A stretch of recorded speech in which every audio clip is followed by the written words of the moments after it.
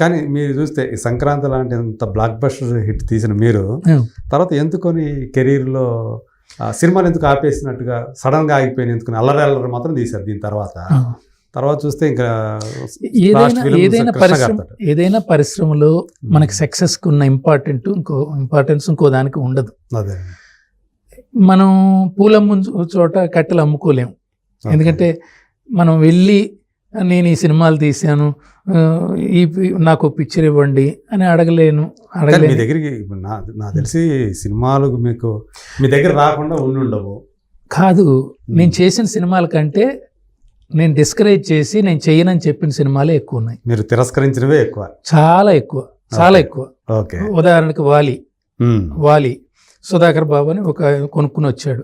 Cinema చూడగానే అజిత్ అన్నదమ్ములుగా ఇది తెలుగు వాళ్ళు చూడరు. తమ్ముడు భార్య అన్న భార్య స్నానం చేస్తుంటే తమ్ముడు చూడటం, ఇవన్నీ పట్టవు మనకి. మనం ఇంత కష్టపడి జనం చేతి వాళ్ళే అన్న తమ్ముడు కాదు, నాకు గుర్తులేదు. ఎవరు అన్నదమ్ముల భార్యల్లో ఒకళ్ళు స్నానం చేస్తారు. వాలి అంటే నెగిటివ్ కదా, వాళ్ళే పెద్ద కదా వాలి సుగ్రీవుల్లో. అదే నాకు చాలా నువ్వు సడన్ గా అడిగావు కాబట్టి నాకు అసలు గుర్తే లేదు. ఈ యొక్క పాయింట్ తో చాలు, ఈ పాయింట్ ఆడదు అని చెప్పి నేను. అది హిందీ తమిళ్లో సూపర్ డూపర్ హిట్ అవ్వచ్చు సార్, మీరు ఎవరితోనో చేసుకున్న అవ్వాలి కాదని. మీరు ఇంకా ఆశ్చర్యకరం ఏంటంటే డాడీ నేను చేయాల్సింది నాగేశ్వరరావు గారితో. రామోజీరావు గారు దీవించండి, అంతకుముందు దీవించండి కథ చెప్తే నాకు నచ్చలేదు బాస్, నేను హ్యాండిల్ చేయలేను, నాకు నచ్చలేకపోతే.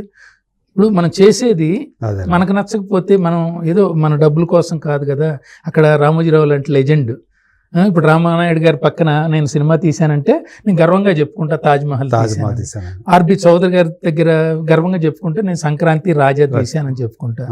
ఒక పోకూరు బాబురావు గారి పక్కన నా పేరు చూస్తే అమ్మాయి కోసం అంతలో చక్కటి బ్యానర్లు, ఈ తరం బ్యానర్లు చేశానని చెప్పుకుంటా.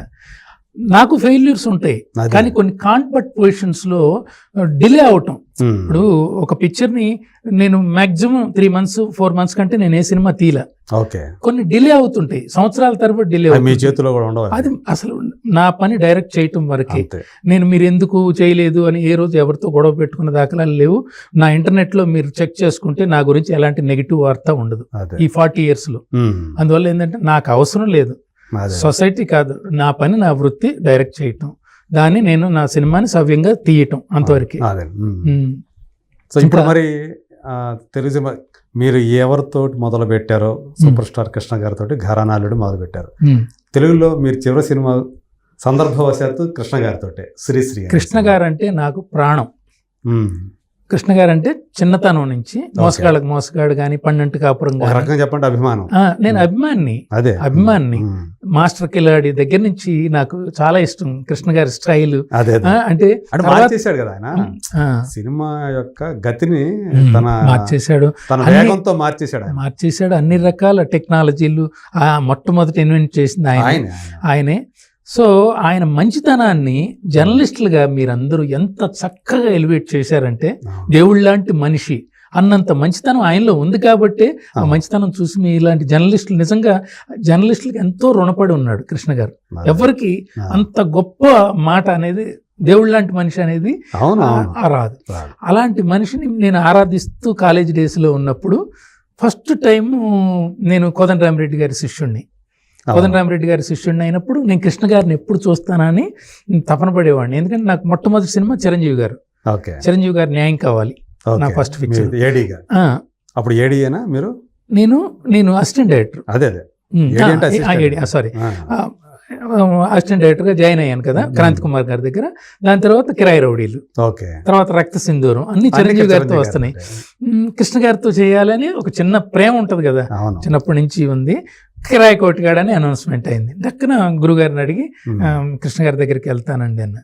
ఆ రోజు నుంచి కృష్ణ గారికి నేను బాగా గుర్తు.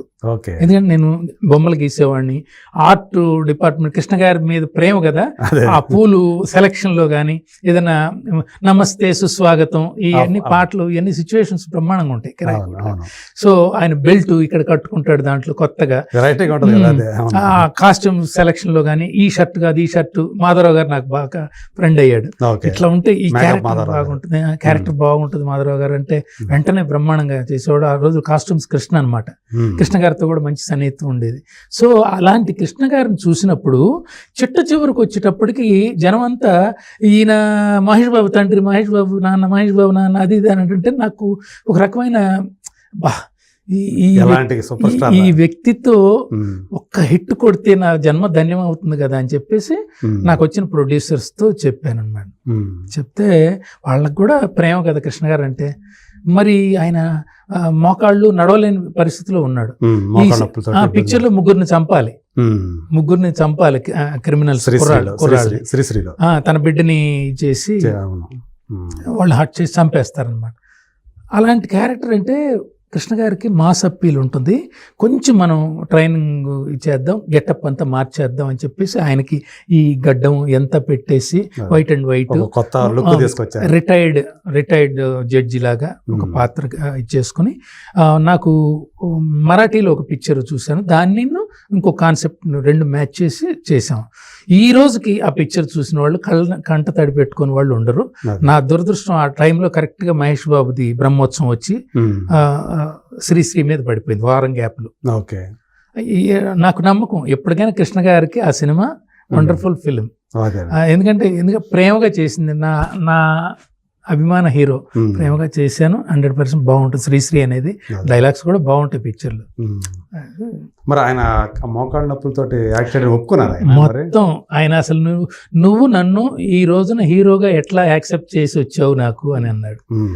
గొంతు లేదు, రెండు మోకాళ్ళు ఇట్లా ఇట్లా ఇట్లా ఇట్లా ఇట్లా ఇట్లా ఇట్లా నడుచుకుంటూ వెళ్తుంటే కాదు, మిమ్మల్ని మహేష్ బాబు ఫాదర్ అంటే నాకు నచ్చదు, మీరు సూపర్ స్టార్ కృష్ణే, మీరు సూపర్ స్టార్ కృష్ణే, మీ డాన్సులకు పరవశించిపోయారు జనాలు, మీ మాటలకి అసలు మంత్రముగ్ధులు అయిపోయారు, మీరు ఉండాల్సిందే అని చెప్పి చేసుకున్నాం. ఆయన కూడా ఎంతో గొప్పగా ఈ వోకల్ రిపేర్స్ అన్ని చేసుకుని మళ్ళీ తన గొంతు తనకు వచ్చేటట్టు శ్రీ అంటాడు కదా, అట్లా చేసుకున్నాడు.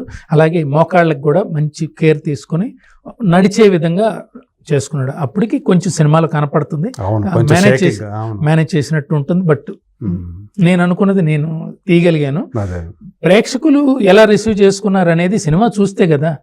ఇప్పుడు టికెట్ కొని రాకపోవచ్చు ప్రేక్షకులు, రేపు తెర మీద వెండి తెర మీద వచ్చి పిక్చర్ కంటే బుల్లి తెర మీద వచ్చే పిక్చర్ చూస్తారు వాళ్ళు, కృష్ణ గారి మీద అభిమానంతో చూస్తారు. అందువల్ల నాకు ఆ నమ్మకం ఉంది.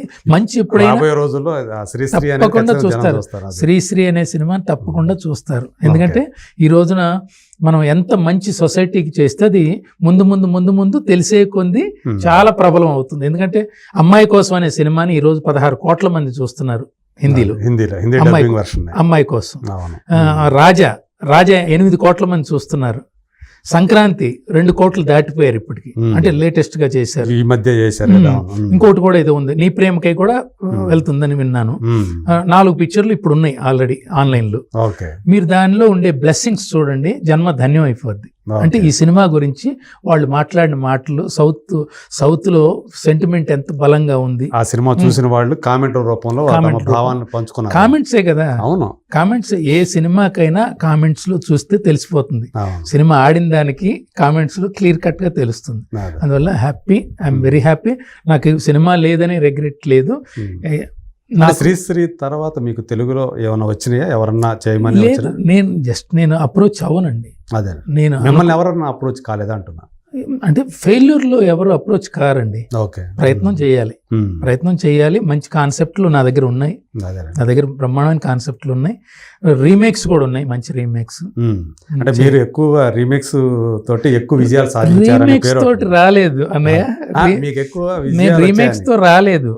నాకు రాజా అనే అద్భుతమైన సినిమా వల్ల రీమేక్ డైరెక్టర్ అనే మంచి పేరు వచ్చింది. ఎందుకంటే మీరు రాజా చూడండి, ఒరిజినల్ ఉన్నడెత్తే ఎన్నే కొడితే అని చూడండి, మీకు చాలా తేడా కనపడుతుంది. ఫ్రేమ్ బ్యూటీ కానీ మొత్తం తేడా కనపడుతుంది. ఇది ఇంకా పెద్ద విజయం అనుకుంటా.